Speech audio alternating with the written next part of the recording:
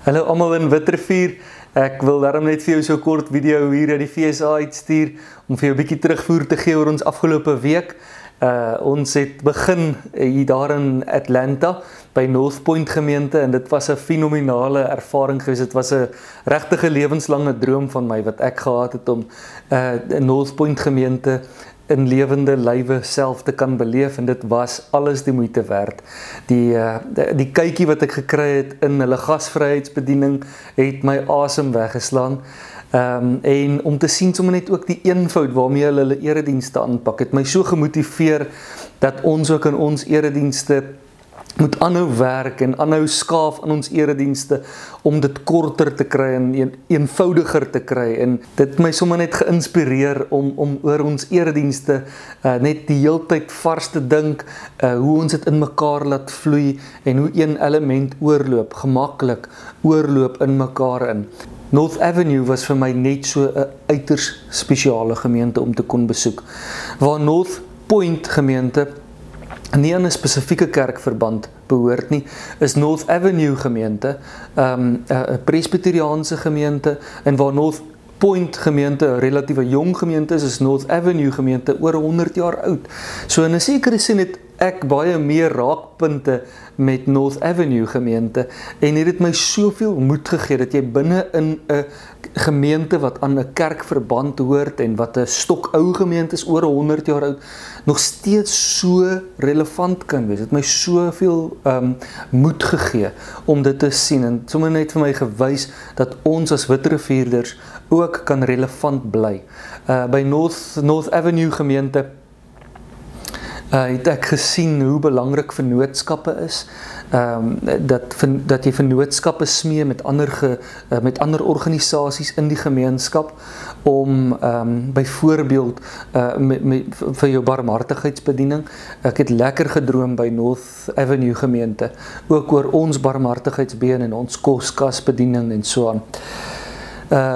Ons het 'n wonderlike geleentheid gehad om met van die leiers te praat oor hoe hulle die koördinering van hierdie baie dinamiese gemeente handhaaf, en dit het my so in die dink gesit vir ons as personeel. Ons het so in ons kantoorvergadering so 'n paar maande terug bietjie gepraat oor 'n beplanning en wat ons alles kan doen, en sommer net saam gedroom met so 'n brainstorm sessie wat ons gehad het. En so baie van die gedagtes wat ons daai dag opgenoem het ek nou weer gehoor by North Avenue gemeente. So ek sien uit om sommer, as ek terugkom, dat ek 'n bietjie met julle kan deel oor wat ek daar gesien het, en ek dink dit kan ons baie help in die koördinering van ons projekte. Dan het ons by North Avenue gemeente 'n fantastiese lesing oor finansies gehad, en oor die bestuur van finansies. En vir ons finansbediening wil ek net sê, dit was my so lekker om daar te sit, want terwyl ek daar gesit het en geluister het na hierdie persoon, het ek alles gehoor en gesien dit waarmee ons bediening mee besig is. So ek kan nie wag om terug te kom en vir julle net te sê, ons moet net aanhou loop op hierdie pad wat ons self nou loop nie, waarop ons nou loop nie. Dit is presies in die regte rigting. So dit was vir my verskriklik lekker om dit te sien. 'n ander ding wat vir my verskriklik getref het van North Avenue, was 'n lesing wat ons na geluister het deur een van die leraars van die getuienisbediening, en waar hy die onderskeid getref het tussen doing for the poor versus being with the poor. En hy het sommer gedeel oor die keuses voor hulle as gemeente te staan gekom het om net 'n klomp goeders uit te deel, en is dit genoeg, of kan hulle 'n stapie verder gaan en die Here nog meer uitbeeld as God wat geïnkarneer het, tussen mense kom bly het.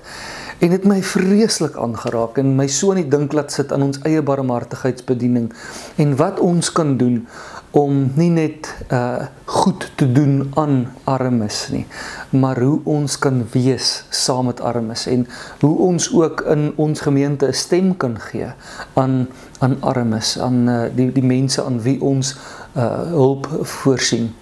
So ek kan nie wag om met ons barmhartigheidsbediening dalk sommer net te sit en te brainstorm oor dit nie.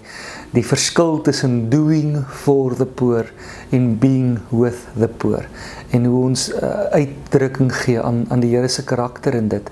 Ons het ook by daardie dag geluister na 'n lesing deur Stan Wood, Dr. Stan Wood, baie goeie missioloog, en dit was 'n lesing wat ek eintlik maar, daar was soveel diepte in dit, maar ek kan miskien net een van die punte opnoem deur te sê dat hy ons eintlik uitgedaag het en gevra het, hoeveel van ons gemeentelede sal kan sê dat hulle in 3 persone se lewens betrokke is, wat kerklos persone is, wat in wie se lewe hulle as 'n vriend betrokke is.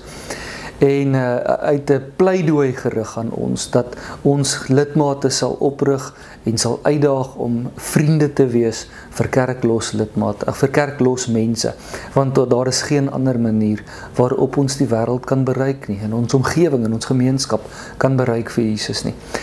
Weet jy, en dan het ons ook by Central Presbyterian Church in Atlanta 'n draai gemaak. Dis 'n middestadsgemeente wat 'n wonderlike shelter het vir waar hulle mense wat op die straat woon inneem en vir hulle dak huisvesting gee vir 'n aand, en dan ook vir hulle help op 'n verskriklike holistiese manier. Nie net 'n slaapplek gee nie net kos gee nie, maar selfs hulle help om CV's op te stel en om 'n werk te kry, en dit was net 'n wonderlike manier om te sien hoe 'n gemeente mense op 'n holistiese vlak kan bedien.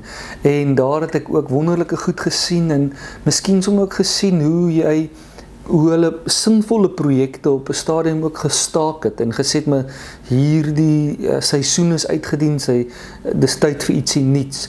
En my sommer net laat dink aan dat en my eintlik voor die vraag gebring dat ons ook altyd vir onsself moet afvra, is alles wat ons in ons gemeente doen nog ewe sinvol?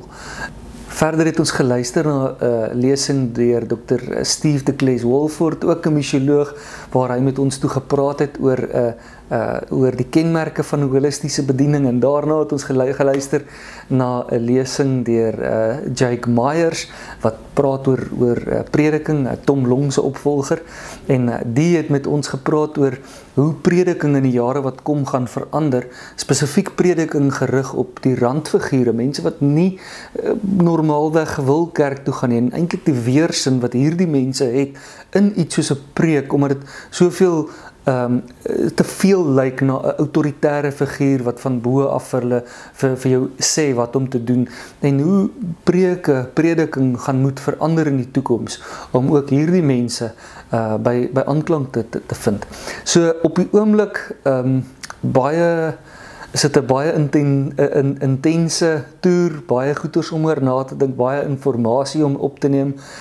Dis baie stimulerend, ek geniet elke oomblik, dit gaan baie goed, mis my mense, mis die Laagveld, en voel sommer net baie bevoorreg om in 'n gemeente soos Witrifuur te wees. Kan nie wag om julle weer te sien nie.